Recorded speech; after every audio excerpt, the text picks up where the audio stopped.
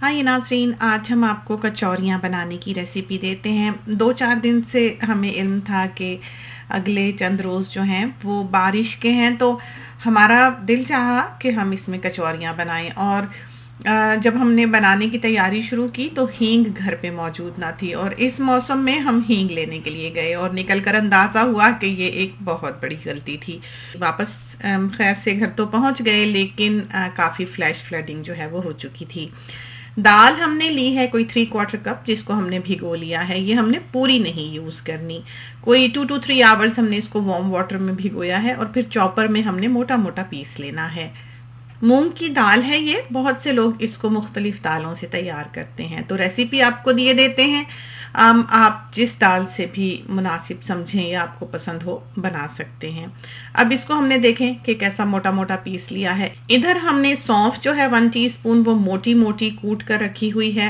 1/3 teaspoon जो है वो पिसे हुए गरम मसाले का है। और ये है हींग, इसकी हमने 1 पिंच ली है, जिसको कि एसोफेटिडा कहा जाता है।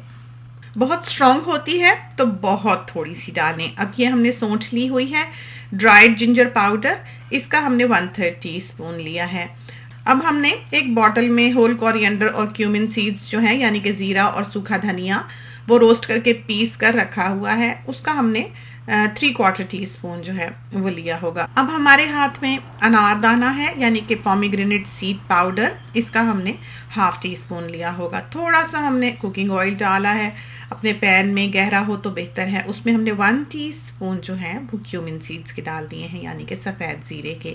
इसमें फिर हमने सारे जो मसाला जात लिए थे एक ट्रे में वो डाल देने हैं। ज़रा सा इसको हिलाना है और हिलाकर हमने इसमें जो दाल है वो डाल देनी है। करीबन 1/2 कप भीगी हुई दाल जो है वो हमने इसमें डाली होगी। 3/4 टीस्पून जो है हमने इसमें सॉल्ट का ऐड किया है, और साथ ही हमने क्रश्ड चिलीज जो हैं वो इसमें डाल देनी है। वो हमने 1.5 टीस्पून फुल जो है वो डाले होंगे।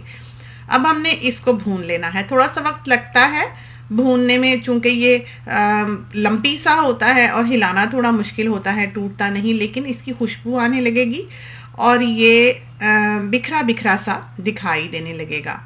कोई 15 मिनट का वक्त जो है ये तो लग ही जाता है।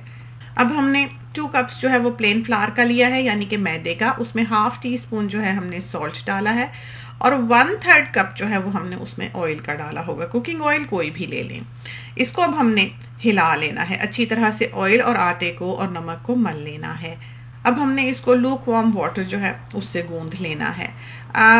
बहुत नरम नहीं गूंदना, थोड़ा सा सख्त ही हो, और बहुत ज़्यादा भी नहीं गूंदना कि उसको बिल्कुल स्मूथ कर दें। बस थोड़ा सा आप जब देखें कि ये जुड़ गया है तो इसके ऊपर आपने उस वक्त एक वेट क्लॉथ डाल के इसको 1/2 एन आवर के लिए रखे रहने देना है।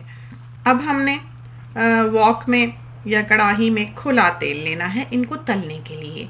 आप देख सकते हैं कि बाहर किस कदर बारिश है कि हमारा कुक टॉप जो है ये पानी से भर रहा है, चूंकि बारिश इस एंगल से आ रही है कि ऊपर जो रेंज हुड का एग्जॉस्ट है उसमें से भी पानी टपक टपक कर नीचे आ रहा है। तो एक तूफानी मौसम है जो कि इस वक्त बाहर मौजूद है।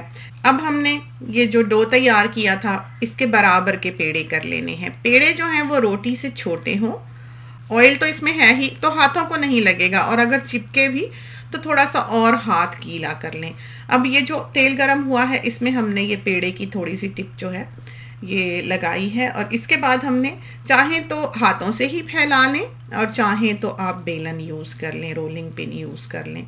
ये देखिए इस तरह पर हमने ये जो कचौरी है इसमें फिलिंग डाल के सारी साइड्स से बंद करके और इसकी एक पोटली सी बना ली है, और इसको फिर हमने हाथ से फैला लिया है। रोलिंग पिन से भी लोग फैलाते हैं, हम भी फैला लेते हैं। बस ये है कि दाल बीच में काफ़ी भरी हुई होती है तो बाज़ औक़ात आटे में उससे रोलिंग पिन की वजह से सुराख हो जाता है, तो उस पर बस थोड़ा सा प्रेशर ना ज़्यादा दें। बाकी ये है कि वो रोलिंग पिन से बहुत अच्छी सी तैयार हो जाती है।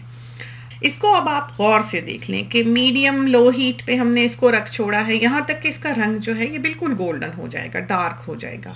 आपको खुद ही पता लग जाएगा कि ये इस वक्त जो है ये तैयार हो चुकी है। इसको टच करने से भी ये बहुत क्रस्टी सी महसूस होने लगेगी। तो ये वो कचौरियाँ हैं जो पुराने वक्तों में हलवाइयों से मिला करती थी। ये वो नहीं है जो रेहड़ियों पे आज के दौर में दस्तयाब हैं।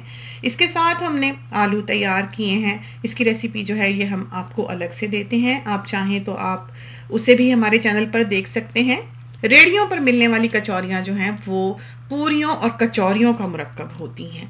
वो प्योर कचौरियाँ नहीं होती जो कि पुराने वक्तों में हलवाइयों से मिला करती थी। यूँ समझें कि ये एक नमक पारे की थिक मॉडिफाइड और स्पाइसी फॉर्म है। तो ट्राई कीजिए, खुदा करे कि ये आपको पसंद आए और आपकी बहुत अच्छी तैयार हो। जाते जाते एक बात का जिक्र और करते चलें कि हमारा फेसबुक पेज भी है, जहाँ पर बहुत सी अच्छी रेसिपीज़ और टिप्स वगैरह आपकी नज़र से गुजरेंगी। आप चाहें तो आप उसे भी देख सकते हैं। इसके साथ ही हमें इजाज़त दीजिए। अल्लाह हाफिज़।